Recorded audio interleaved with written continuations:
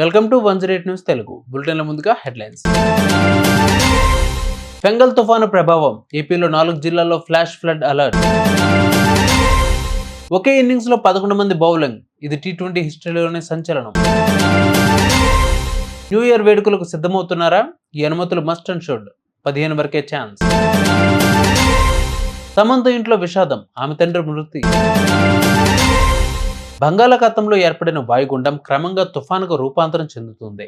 దీనికి ఫెంగల్గా ఇప్పటికే నామకరణం చేశారు. నైరుతి బంగాళాఖాతంలో కేంద్రీకృతమై ఉన్న ఈ వాయుగుండం మరికొద్ది గంటల్లోనే తుఫానుగా మారబోతోంది. అనంతరం దీని ప్రభావం ఏపీతో పాటు తమిళనాడుపై ఉండొచ్చని వాతావరణ విభాగం అంచనా వేస్తోంది. ఈ నేపథ్యంలో ఏపీలోని 4 జిల్లాలకు భారీ వర్షాలు తప్పవని అధికారులు హెచ్చరిస్తున్నారు. ఇవాళ అర్ధరాత్రికి వాయుగుండం కాస్త ఫెంగల్ తుఫానుగా మారబోతోందని వాతావరణ శాఖ ప్రకటించింది. ఇది పుదుచ్చేరి వద్ద రేపు తీరం దాటే అవకాశాలు ఉన్నాయి. దీని ప్రభావంతో తమిళనాడులోని పలు ప్రాంతాలతో పాటు ఏపీ పైన ప్రభావం ఉండబోతోంది. ముఖ్యంగా గ్రేటర్ రాయలసీమ పరిధిలోకి వచ్చే నెల్లూరు, చిత్తూరు, అన్నమయ్య, తిరుపతి జిల్లాల్లో భారీ వర్షాలు కురవబోతున్నాయి. ఈ మేరకు అధికారులు ఫ్లాష్ ఫ్లడ్స్ రెడ్ అలర్ట్ జారీ చేశారు. T20 హిస్టరీలోనే సంచలనం నమోదైంది. ఒకే ఇన్నింగ్స్లో జట్టులోని 11 మంది ప్లేయర్లు బౌలింగ్కి దిగి అరుదైన రికార్డు నెలకొల్పారు. ఇందులో వికెట్ కీపర్ సైతం బౌలింగ్ వేయడం విశేషం. 2024 సయ్యద్ ముస్తాక్ అలీ ట్రోఫీలో భాగంగా ఢిల్లీ, మణిపూర్ జట్ల మధ్య జరిగిన మ్యాచ్లో ఈ అరుదైన సంఘటన జరిగింది. వాంఖడే స్టేడియం వేదికగా జరిగిన ఈ మ్యాచ్లో ఢిల్లీ జట్టులోని 11 మంది ప్లేయర్లు బౌలింగ్ చేసి ఈ రికార్డు సృష్టించారు.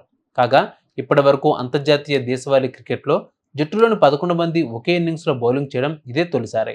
సయ్యద్ ముస్తాక్ అలీ ట్రోఫీ సందర్భంగా 2014లో బెంగాల్, కేరళ జట్టు, 2021లో మేఘాలయ జట్టు 9 మంది బౌలర్లను ఉపయోగించింది.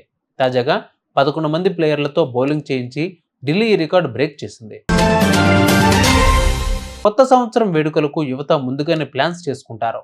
ఎక్కడికి వెళ్ళాలి, ఎలా జరుపుకోవాలి అంటూ పెద్ద జాబితా సిద్ధం చేసుకుంటారు.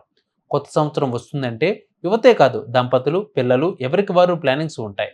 కొంతమంది కుటుంబ సభ్యులతో, మరికొందరు ఫ్రెండ్స్తో, ఇంకొందరు ఇంట్లో సెలబ్రేట్ చేసుకోవాలి అనుకుంటారు. అయితే అలాంటి ఈవెంట్లు ఏర్పాట్లు చేసే నిర్వాహకులు ఖచ్చితంగా పర్మిషన్ తీసుకోవాలి అంటున్నారు హైదరాబాద్ పోలీసులు. ఈవెంట్లు ఏర్పాట్లు చేయడానికి వచ్చే నెల 15 లోపు ఆన్లైన్లో దరఖాస్తు చేసుకోవాలని కమిషనర్ అవినాష్ మహంతి తెలిపారు. దరఖాస్తు చేసుకునేందుకు ఆన్లైన్లో cybpms.telangana వెబ్సైట్ ద్వారా దరఖాస్తు చేసుకోవాలని సూచించారు. సైబరాబాద్తో పాటు హైదరాబాద్ వ్యాప్తంగా ఎక్కడ ఈవెంట్ ఏర్పాటు చేయాలన్నా సంబంధిత ఠాణా నుంచి పర్మిషన్ తీసుకోవాలని స్పష్టం చేశారు. అనుమతి లేకుండా ఈవెంట్లు ఏర్పాటు చేస్తే కఠిన చర్యలు తీసుకుంటామని హెచ్చరించారు పోలీసులు. సమంత ఇంట్లో తీవ్ర విషాదం నెలకొంది. ఆమె తండ్రి జోసెఫ్ ప్రభు శుక్రవారం మరణించారు. ఆయన మరణాన్ని కుటుంబ సభ్యులు ధృవీకరించారు. ఈ మేరకు నటి సమంత ఎమోషనల్ పోస్ట్ షేర్ చేశారు. నాన్న, మళ్ళీ మనం కలిసేంత వరకు అంటూ హార్ట్ బ్రేక్ అయిన ఇమోజీని షేర్ చేశారు. ఈ విషయం తెలుసుకున్న సినీ ఇండస్ట్రీ సెలబ్రిటీలు సమంత కుటుంబానికి సంతాపం తెలుపుతున్నారు. జోసెఫ్ ప్రభు ఆంగ్లో ఇండియన్, ఆమె జీవితంలో తన తండ్రిది ముఖ్య పాత్ర అని సమంత ఇదివరకు పలు సందర్భాల్లో చెప్పుకువచ్చారు. ఆమె కెరీర్లో తన తండ్రి జోసెఫ్ ఎల్లప్పుడూ మద్దతుగా ఉంటారని సమంత గతంలో పేర్కొన్నారు. సినీ కెరీర్లో ఎంత బిజీగా ఉన్నప్పటికీ సమంత తన తల్లిదండ్రులను తరచూ కలిసేవారు. వాళ్ళతో గడిపిన సందర్భాలను సోషల్ మీడియాలో షేర్ చేసేవారు సమంత. చూసారుగా ఇవి వాళ్ళ బులెటిన్ అప్డేట్స్. మరిన్ని అప్డేట్స్ తో మళ్ళీ మేము ముందుకు వస్తాను. అంతవరకు keep watching 108 news Telugu. Please subscribe to 108 TV.